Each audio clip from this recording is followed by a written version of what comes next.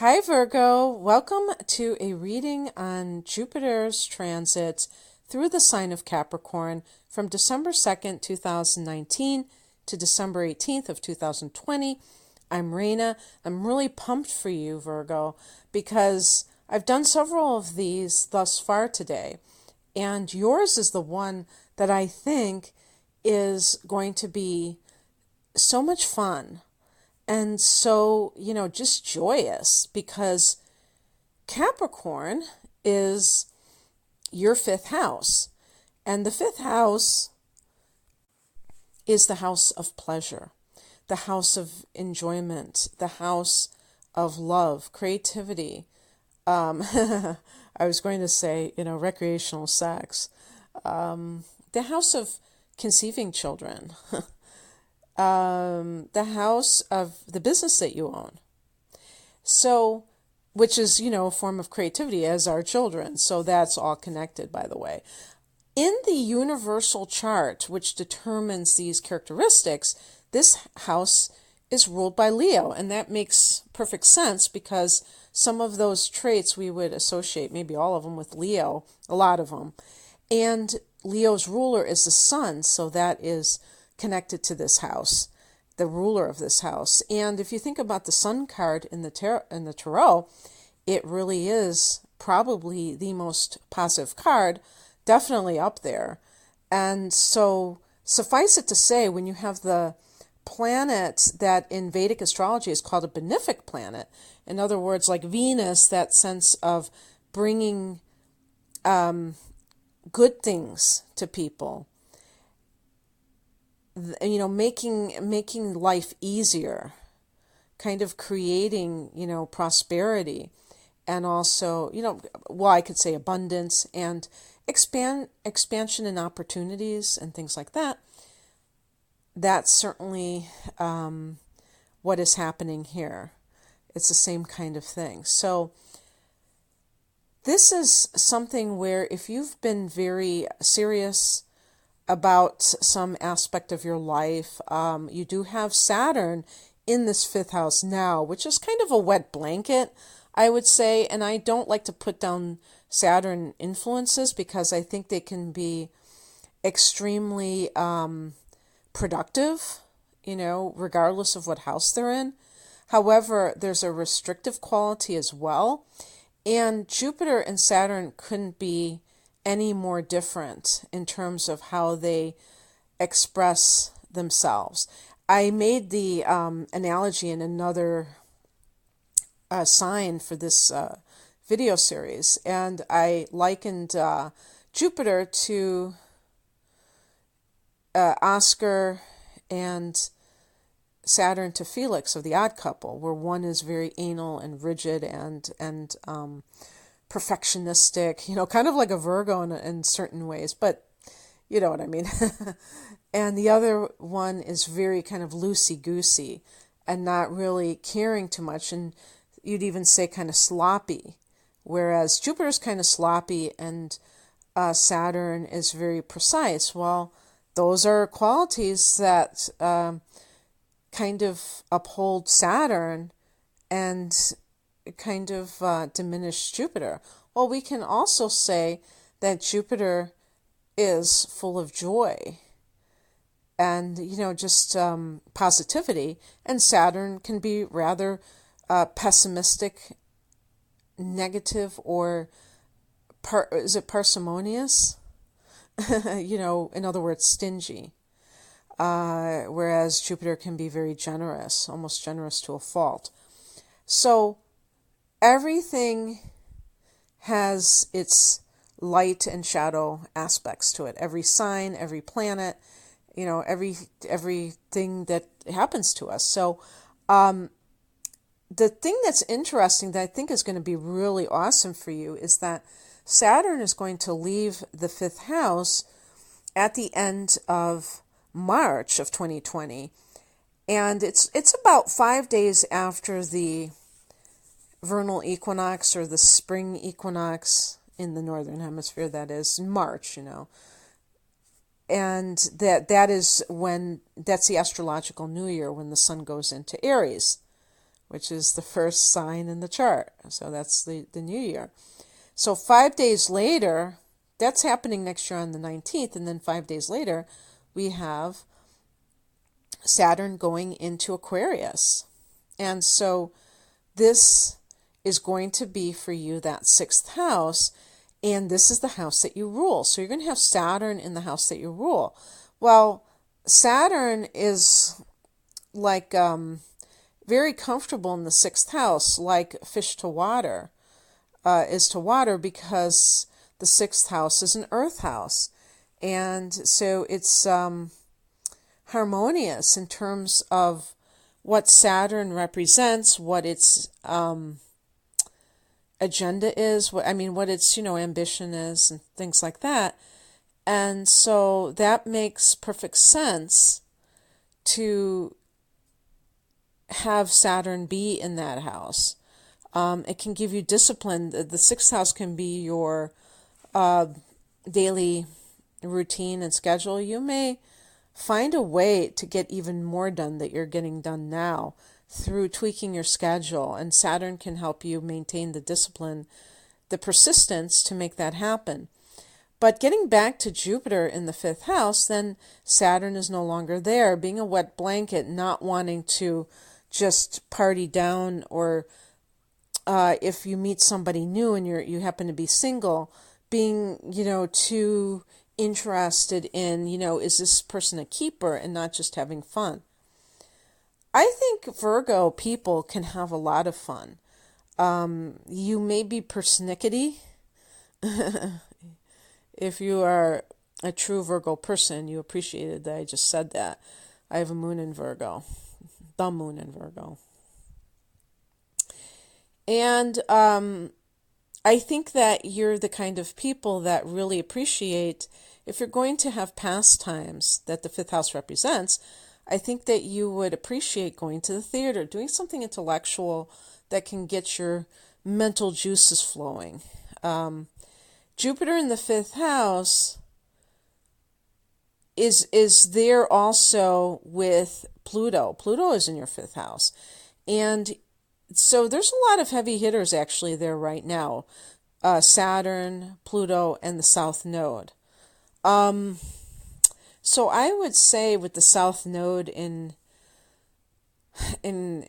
Capricorn in that fifth, that either you come across a lover, maybe from a past life, that feels irresistible, but you should totally resist. Maybe you've already met this person. Maybe you've already passed this karmic test, because the South Node has been here for about a year. So that's not something new for the South Node to be here. Obviously, this is a general reading, so timing issues may vary from Virgo to Virgo. This is for Sun in Virgo and Virgo ascendant or rising. So the South Node in the fifth house can be like, even like if you are artistic or something, you may be, it may be more important to do something that affects the collective, that's more geared towards waking people up. I don't know. I mean, the 11th house has to do with groups and your friends, and not necessarily just the self. Cancer is transiting through that 11th house, the North Node in Cancer, I should say. And the South Node is in the fifth house. So it's almost like if you have been kind of like feeling, if you've been single, but you haven't been really in the mood to just have a one-on-one relationship, that's no big deal, because you may feel drawn to collectivist activities, or, groups of people. And you may enjoy, I mean, even if there's flirtation involved, you may just feel this desire to pursue your connections to others as a whole. And being with a partner right now may not seem like a good idea. And if you feel like that, it's possible that it's because the South Node is in this fifth house. The South Node will leave your fifth in June. And, I just realized this. It might even be on the same day that there is a full moon in Sag, or actually a lunar eclipse in Sagittarius. So that would be really interesting if it's June 5th. I'm going to check right now. Because when you have these kind of timing issues, you have to see things. Oh, no, actually it's May 5th. Or May 6th. It could be May 6th. So that's, we're talking about something that's about 6 months from now.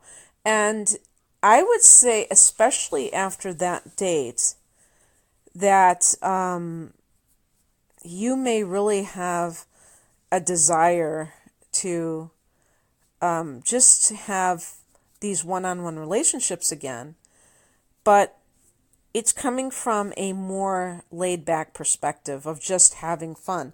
Jupiter does retrograde not too long after the South Node leaves your fifth house. So once again, it's all about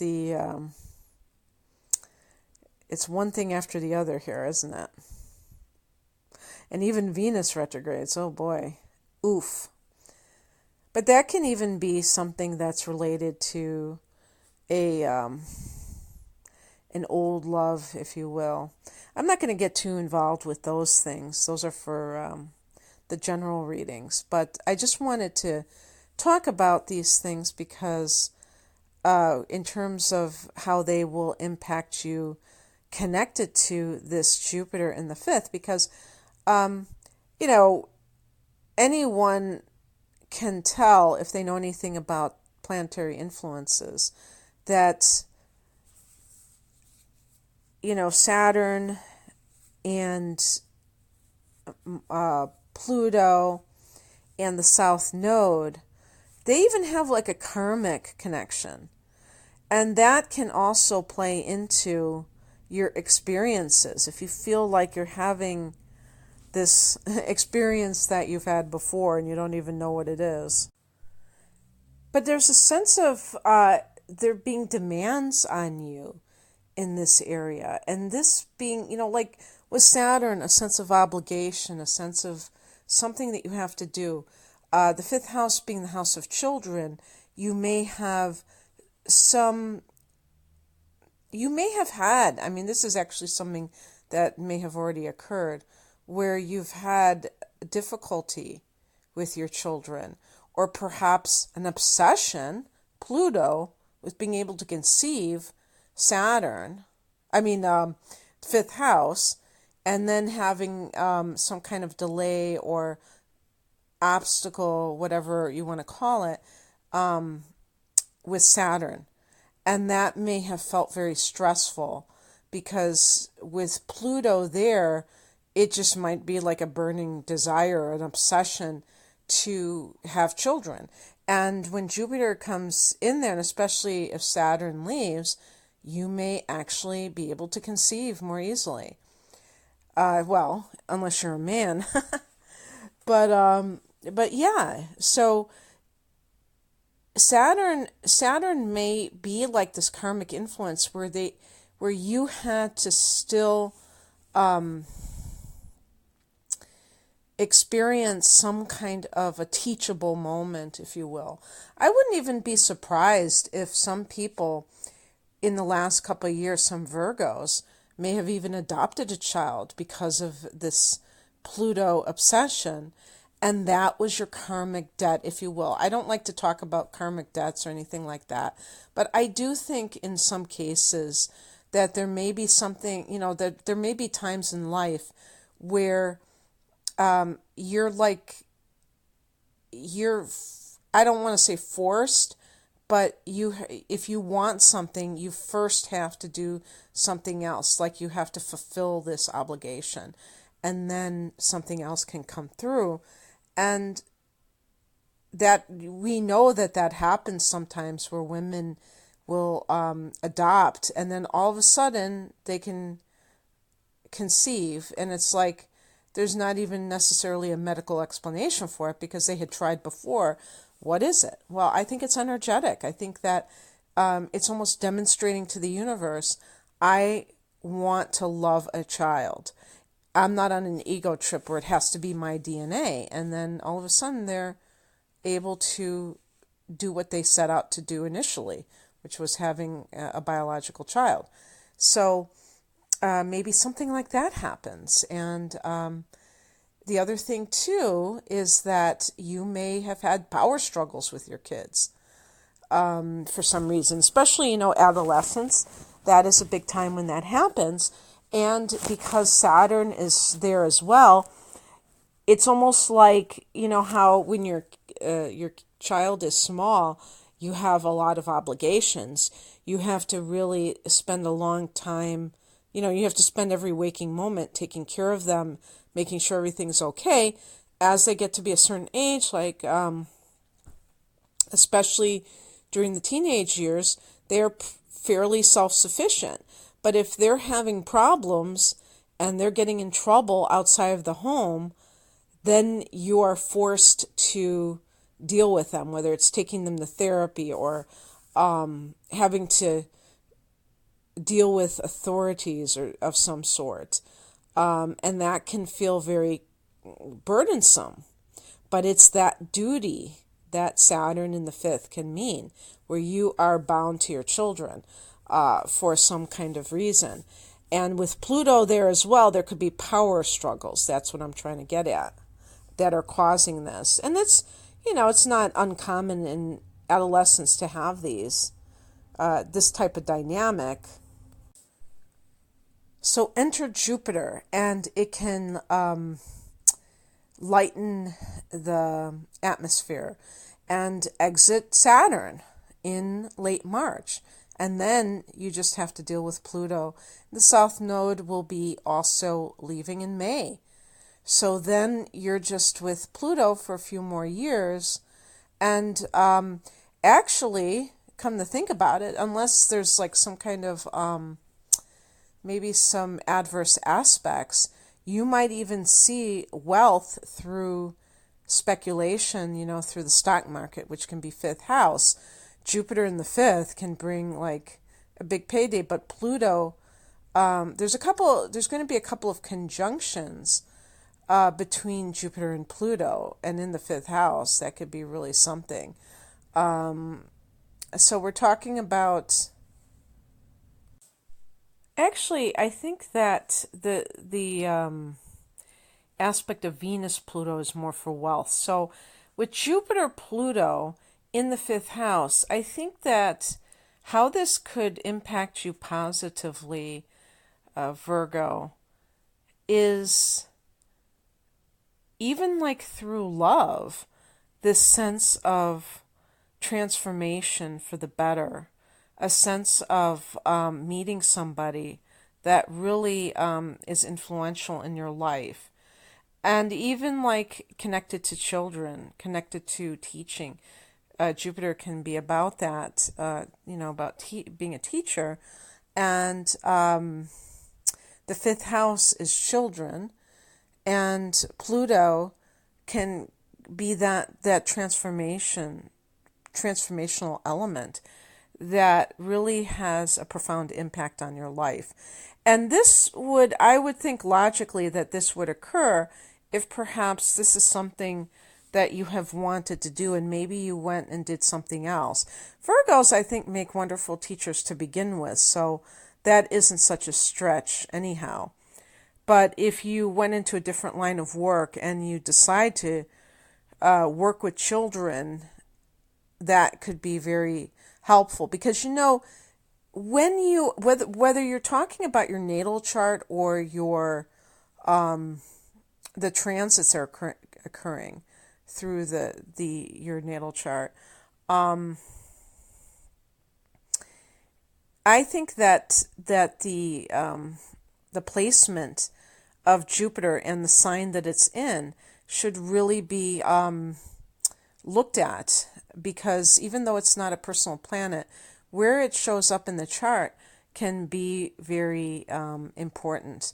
And that's where you find your luck in life. That's where you find your expansion through the sign it occupies. Now, right now I'm talking about your natal chart. The sign it occupies, the house it occupies.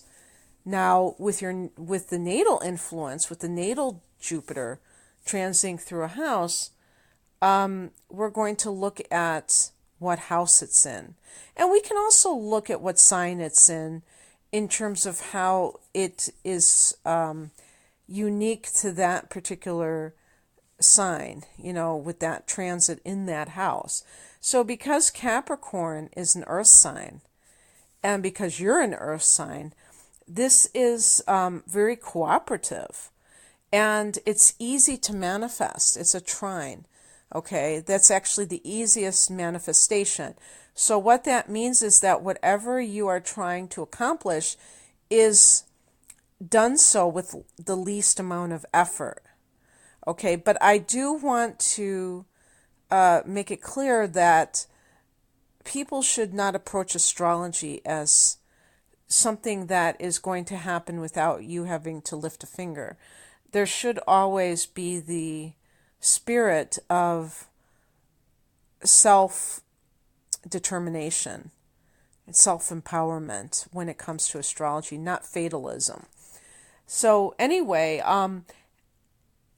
it's like the Midas touch when Jupiter's in the fifth house, where it just makes everything happen with great ease and with great joy.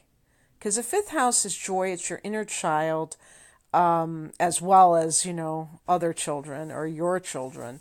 But it's the inner child. And this is where that sense of joy comes from. If you can remember back to when you were a child, or when you observe observe children, and what their natural state is compared to what the natural state of those of us who are adults, who tend to kind of like have to be conscious about tapping into that. And so you may find that your joy is magnified because Jupiter makes things bigger. So it magnifies those positive vibes. And like I said, I have the moon in Virgo, so I know what Virgo energy is like, and I think it's a nervous energy. I think I think that Virgo people tend to live on their nerves, and that they are very high-strung and peevish, very like, that tendency to be very, like I said, persnickety about different things in life. When there's a lot of imbalance, being overly critical. And when you think about the critical spirit, it's a form of ingratitude, if that's a word. That's a word, isn't it? A lack of gratitude. When you're complaining a lot, when you're criticizing a lot. And so this will make you more generous in your life in terms of your basic demeanor, I would say, just by, it being in the fifth house. You may feel that you have more to be happy about, and there's a generosity of spirit that permeates from you, because it's really, there's like I think of the fifth house as kind of like the heart of the zodiac, of the the astrological chart, because it's ruled by the sun, and it's kind of like the centerpiece. And, you think about the sign of Leo being very warm. And so that's something that you may let your hair down more instead of being so concerned with your routine and your all of your habits that you want to do that to make your life improved. You may be a little bit lax, if you will, but that might be a good thing. That might be like a great way just to kind of chill out and not feel like you have to kind of ride yourself so severely. Because an example of this would be, let's say that you're a woman who is very fastidious about your diet. Sixth house that Virgo rules is about diet. Well, in the fifth house, maybe you get pregnant and you have license to gain weight. Maybe even the doctor says you're a little bit underweight, you need to gain some weight. So you're able to eat food for pleasure's sake without having to, and I'm not saying unhealthy food, but in other words, it gives you license to be a little bit more pleasure seeking than you normally would be. So when you are following your bliss, Virgo, I think that you're going to be super lucky. And I want to tell you about a couple of transits that are occurring, a few of them. First of all, there's going to be a solar eclipse at 4 degrees of Capricorn on December 25th or 26th, depending on where you live in the world. If you live in North America, except for the East Coast, it will be on Christmas evening, I believe, for pretty much all. I don't know about Hawaii's time, but in any case, regardless of the exact time, it's all good because it's still going to be in effect very strongly in that time frame.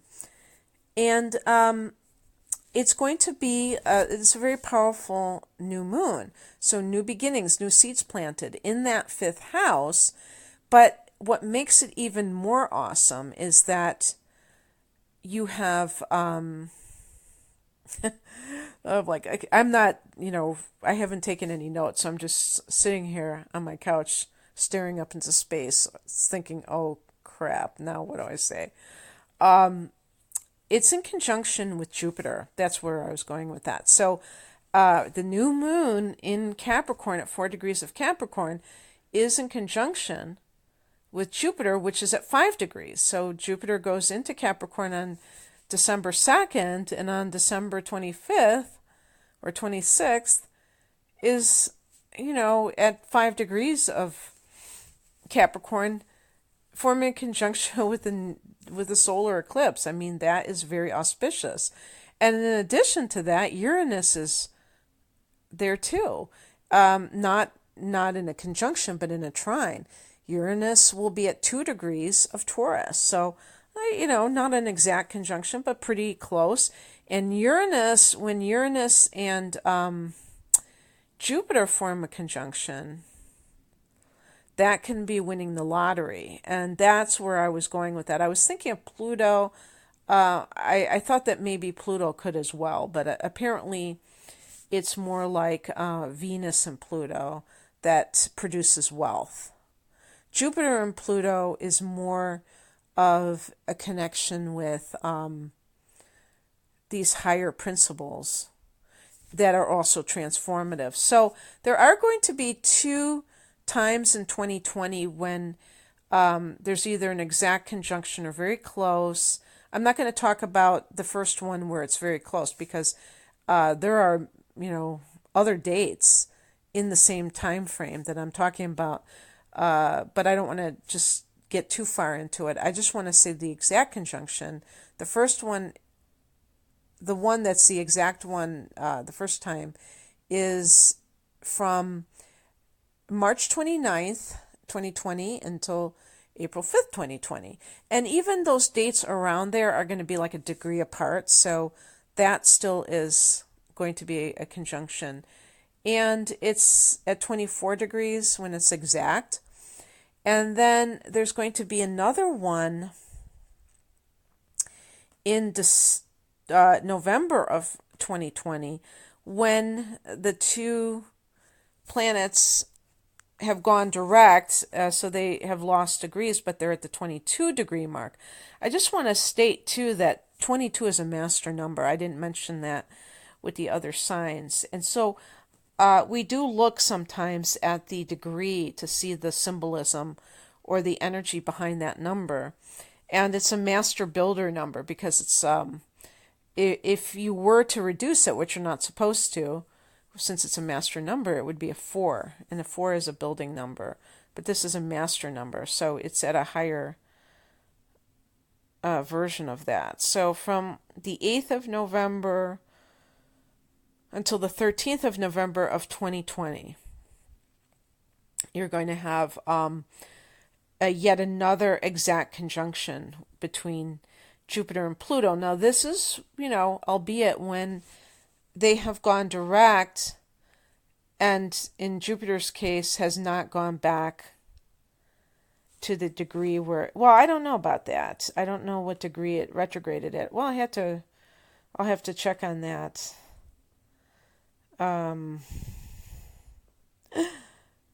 Oof. Okay.